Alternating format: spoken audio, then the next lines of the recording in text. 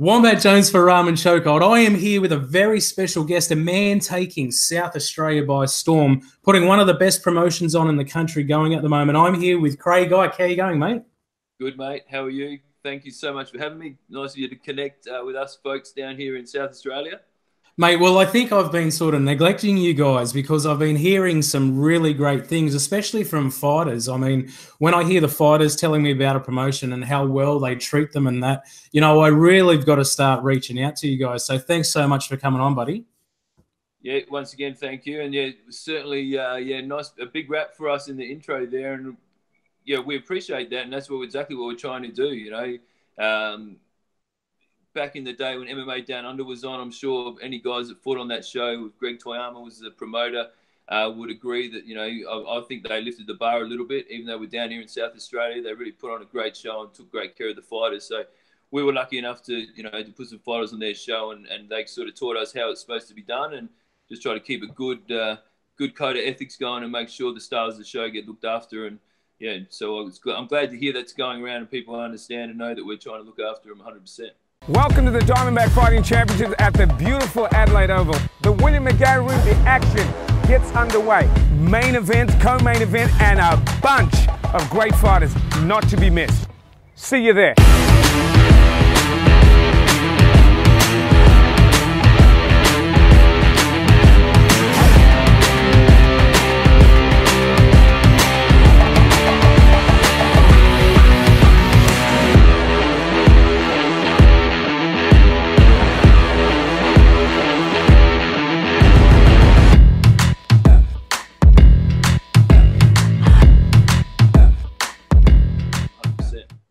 And mate, what's it been like trying to establish, yourself in a new market down there?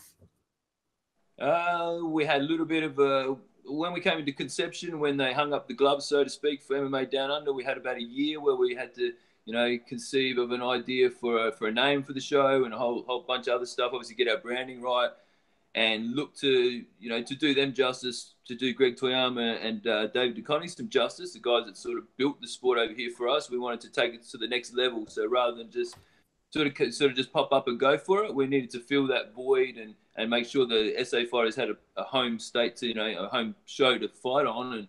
And we took a good year just to sort of settle and plan and get ready to go that next level, and hence been at Adelaide Oval and taking it up to that next stage in world-class venue. And we had a great response, so it's been pretty good. So the community's obviously supported you guys, but, has there been any negative things that have been thrown your way? Not really, we really have got a great deal of support.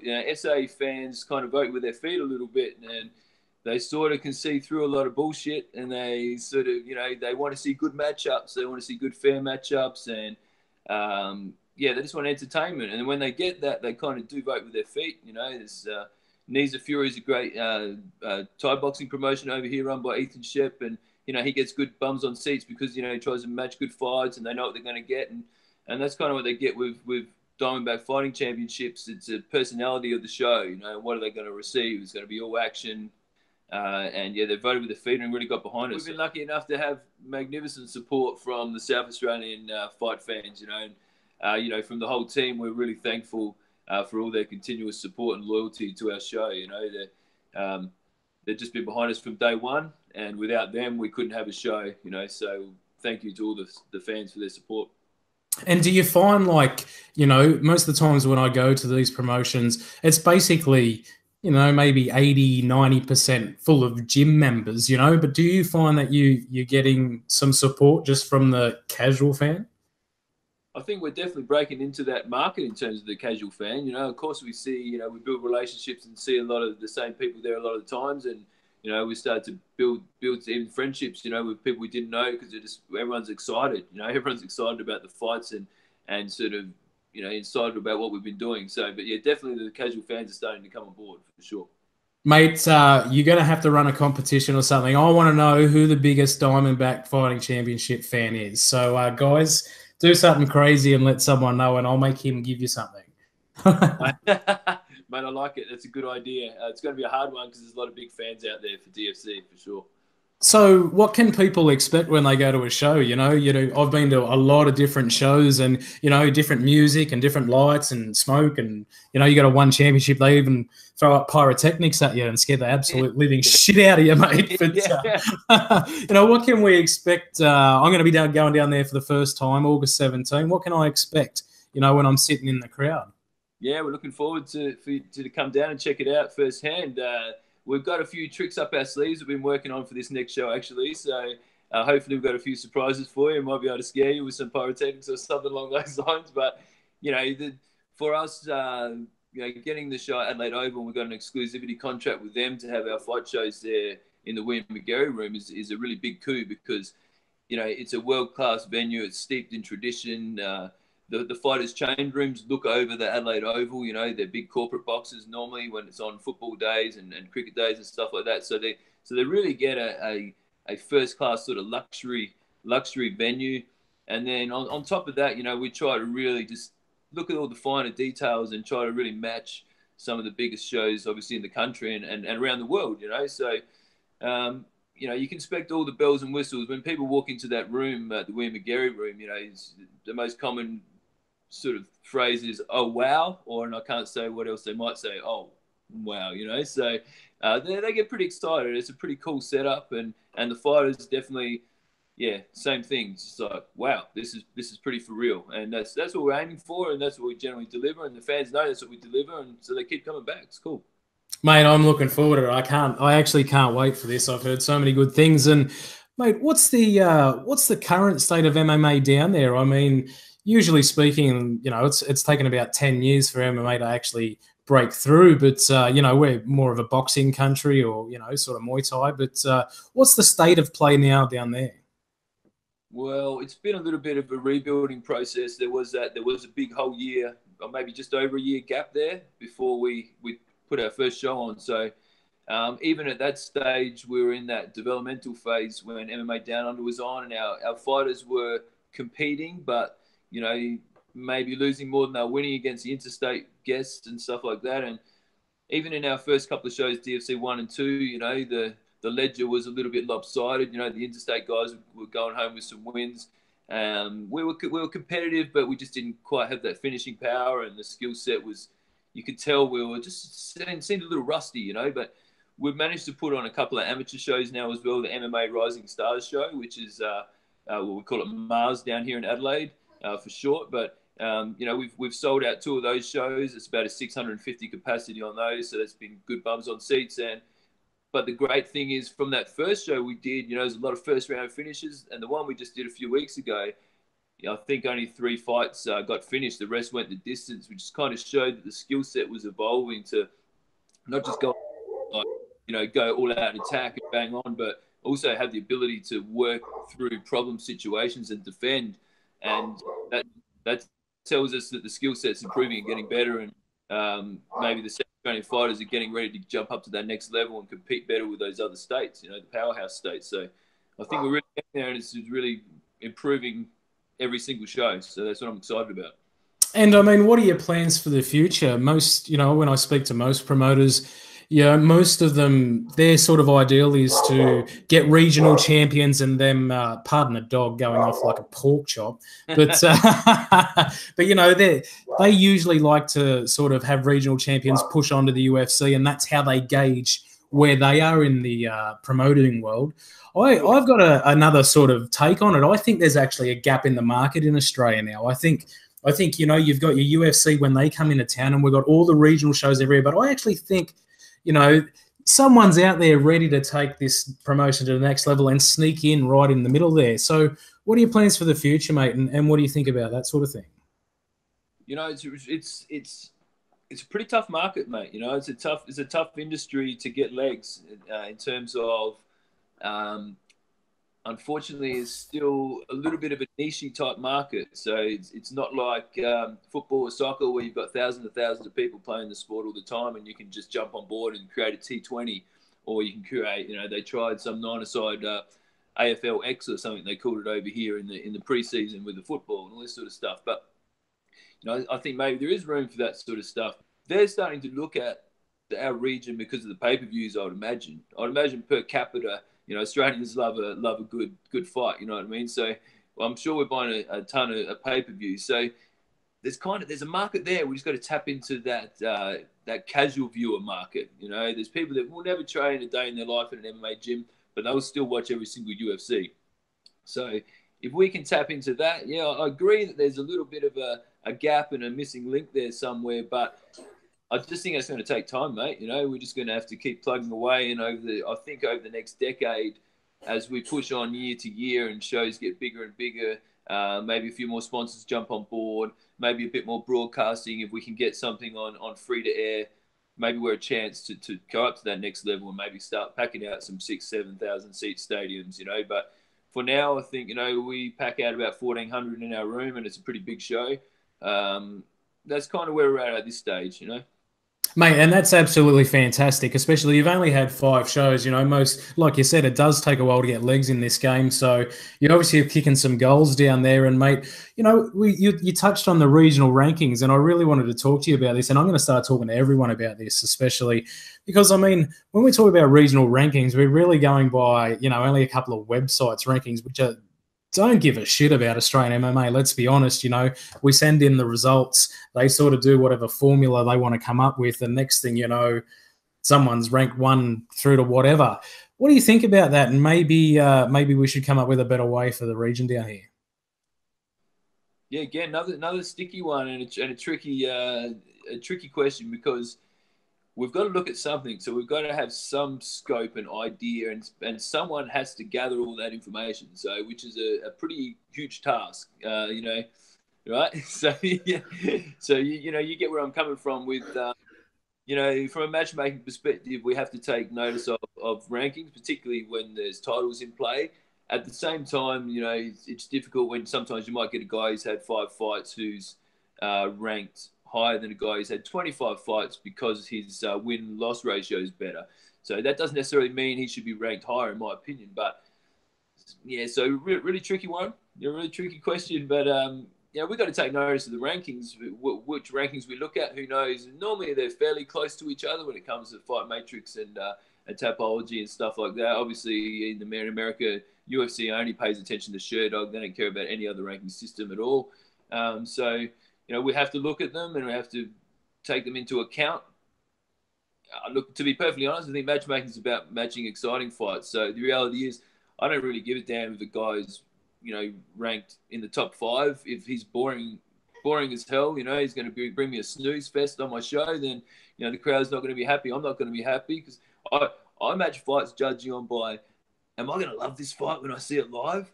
Am I going to really be excited about this fight? You know, we got to fight. So here's a bit of a scoop for you. We're going to fight with 2 South Australian boys, Nick Edwards and Dan Curry, going to fight in a middleweight fight on DFC 6. So this is a big fight. This is Nick Edwards is sort of you love him or you hate him character. You know what I mean? He's balls to the wall. You know, he really goes for it. Big, powerful bloke. Dan Curry, sort of a little bit more of a quiet character, but same thing. Built and like a real sort of solid unit. 2 powerhouses going to go for it here. It's a little bit of the cowboy in the black hat and the cowboy in the white hat. You know, the 2 guys going to go at each other. So I'm really excited for this fight. This is what entertainment is. You know, we don't know what's going to happen in this fight. They're both powerhouses, and to me, that's a great fight. Whereas rankings don't mean shit on that fight. What we want to see is these 2 guys go head to head. So I mean, that's an example outside of the title sort of picture, but when it comes to titles and stuff, and then we still, regardless of rankings, have to ensure that this title fight's going to put people on the edge of their seats. You know, just because you've got a guy ranked number 1 versus a guy ranked number 5, for argument's sake, it doesn't mean people are going to be on the edge of their seats. You know, we got to make stylistically great fights. So it makes it a little bit harder in that title sort of scene, if that makes sense. Now, let's get into the card, and thanks for dropping those little nuggets here. Ramen Chokehold, baby, coming in hot with golden nuggets. You love it. There you go. That's a good fight, that one. Mate, I will be putting an asterisk next to the fight card on that one. But, mate, Ethan Dunham, Craig Icke, that's who's going for the lightweight belt for your DFC belt. Mate, why don't we talk about the fight a little bit? 2 guys that have been around quite a while, 2 guys that everyone in Australian MMA knows. You know, what do you got for that fight? How'd you put that one together? Well, we've had Ethan on the show a couple of times. He fought Anthony Bino, and Bino wanted a rematch. We gave him the rematch, and I said whichever guy wins, Anthony being the South Australian boy, we give him a shot at the title if he could beat the guy ranked in the top 10.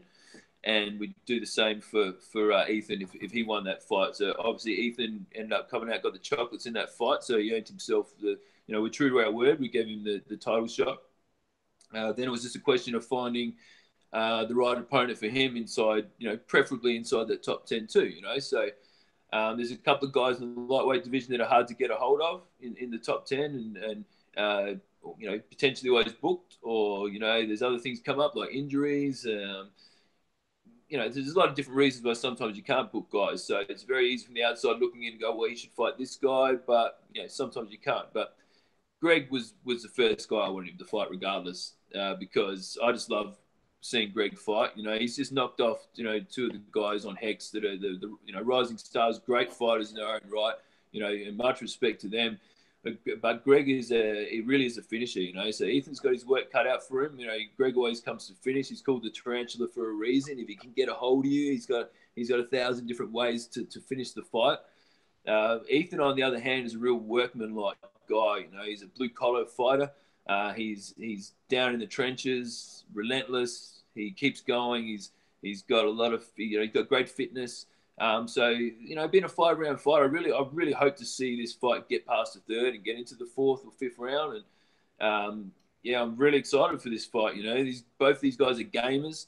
They sort of come to fight and come to finish. They're sort of not coming just to sort of plod their way through the fight. I think they're going to go head to head, and it's going to be a really, really good fight. And I think both deserve it of the title. The rising star with Ethan coming up, and he's worked his way hard up into that top 10. And then you've got top 5 now, and then you've got Greg, who's just a veteran, and everyone knows what to expect with him. I think he thoroughly deserves the shot at the title for sure. And it's a rematch as well, because they actually fought on another promotion, a little while ago, and Greg won a 3-round decision. So maybe they're both thinking, oh, if only I had another 2 rounds. So I think it's going to be a fantastic fight. It was a fantastic fight last time round. So, mate, I'm super looking forward to that. Is there any other sort of fight you want to let out there? I know you've already dropped one nugget on us. I'm not going to ask too much. It's all right, mate. But well, the card's going to be released sort of roughly in the next week. The card's pretty much done and dusted, and everything's ticked off and booked. There's another local fight that the local guys will be interested in. We've got a couple of really good flyweights over here. One, Jake Hurl, who's gone 2-2 and had a pretty rough outing in his last contest. The lighter weight guy's really hard to come by over here in Adelaide. So a guy called Ray Lawley Sinclair has stepped up, and he's going to take his first professional fight as a debut. But Ray's a brown belt, and his striking's underrated, but he's definitely a real savage on the mat. So a really tough grappling match for Jake. But again, Jake's a gamer, so there's a little bit of flyweight supremacy going on here. Like, who's going to take this out? This fight was matched once before, and there was an injury to one of the guys, so it couldn't go ahead. So I'm really happy that we could rematch this fight and make it happen. And both teams have accepted and ready to get it on. Over here in Adelaide, there wasn't much of a chance to have amateur fights back in the day. So only 4 or 5 years ago, there was no amateur shows at all. So a lot of our guys just turned pro straight off the bat. So a lot of the South Australian fighters didn't have a single amateur fight, So Ray's one of those guys that's just had a couple of amateur fights. He's turned pro. Jake never had an amateur fight at all. So he's 2-2 and he's fought pro the whole time. So, but yeah, this one's going to be a good one again. We're going to see, okay, well, who is the supreme flyweight over here? And then we can move forward from that, So that's another good fight. That's what else can I tell you? That's about it for now, Wombat. That's all right. I won't take too much out of you, mate. You've already dropped some nuggets on us, so thanks for that, mate. Why don't we tell everyone where they can get tickets? That's the main thing. We want every seat filled. What you say the capacity was? I mean, we're looking at a big crowd. So where can they get tickets, and how much are they? How much can someone expect to pay to go out and watch? 4, 5, 6 hours of fights? That's it, mate. We'll try to set the ticket pricing fair for everyone. So if you're a little tight, you can still come along and see a great night of fights for $55. For general admission. The cheapest seats $65, and we work our way up to the front rows about $125 for a ticket. William McGarry Room again is sensational. You got a lot of people in there, but it's very intimate, very close to the cage. You can hear everything going on, and you can hear every hit. It's superb room. The production value, the team at Adelaide Oval just do a world-class production value. So it's all there. DiamondbackFC.com is where you can go for tickets online. So DiamondbackFC.com. The fighters also sell tickets at the gyms, etc. Of course. So they're also available through them too. Fantastic, mate. Now, social media. Obviously, you're always on your website and all that sort of thing, but social media is where we always update our info. So Facebook, Twitter, where can we find you on all these things? Yeah, mainly Facebook and Instagram is where we're putting up all the local, the latest stuff. So our latest matchups and everything coming up. Best to check out the Facebook page. Give us a like on there at Diamondback Fighting Championships. And yeah, you'll see some magnificent photos of the venue and previous fights, and get a bit of an idea of just what level we're working at over here. And over here in the wilderness in South Australia, we're really trying to bring it right up and compete with the best in Australia. And I think we're really heading in the right direction. Sponsors, mate. Who do you want to thank? Because you obviously can't do it yourself. It's all about sponsors in this game. So let's give them some time and give them a shout out. We've got lots of great sponsors, but, I've got to really just mention some of the big major ones. Supplement Warfare has been with us from day one. And Supplement Warfare really get behind all of combat sports in South Australia. They're a great South Australian company, always very generous, and at the end of the day, great people, So we created some great relationships with them, and, it's an honour to work with them, and we've become, fantastic friends as well as business partners. So Supplement Warfare, number one. You can also find them online, of course, to get all your supplements. They send stuff worldwide, so Australia-wise, not a problem. And, got some great goods on there. X-Speed is a great fitness and sports equipment brand that's South Australia owned as well. Focus Fitwear is an apparel company who's come on board, and they just make fantastic fitness apparel. Check them out on Instagram as well. They've got a great following and some fantastic deals on superb quality garments at Focus Fitwear. The Drip Club. Had a Drip Club yesterday, actually, Wombat. Went to the Drip Club. It's intravenous nutrient therapy. So basically you go in and you load up on your nutrients and, vitamin D, vitamin B, zinc, and all this sort of stuff. And they just whack it in a drip. And, I had a shoulder recon a week ago, so it's going to help me repair a little better. And it's a flu season, so you get a lot of people going in there. It really knocks the flu on the head. You get the flu, you go to the Drip Club. They give you the drip. You walk out of there a couple of days later, you're good as gold. So they're a great company that's come on board with us as well. U-Tonic make all natural drinks, South Australian owned as well. Beautiful drinks, all healthy, all good for you. So they've really helped us out. But mate, I could go on. We've got tons and tons. Top line promotions have provided us with amazing apparel all the time. Painters of Distinction have been behind us the whole time. Nick's Barbecue on the Lake have been big supporters of us for a long, long time. So I hope I haven't missed anyone. But if I have, I apologise. And all our sponsors, we couldn't do it without them. The show we're putting on is, it's a pretty damn big show. So it's a lot of moving parts. And without their support, it wouldn't be possible. So thank you to all those guys. There it is, guys. It goes down at the William McGarry Room at the Adelaide Oval, August 17th. It's Diamondback Fighting Championship 6. Craig, thanks so much for spending some time with me, buddy. Thanks again, mate. I look forward to hosting you in August, mate. You're going to love it. Mate, I can't fucking wait.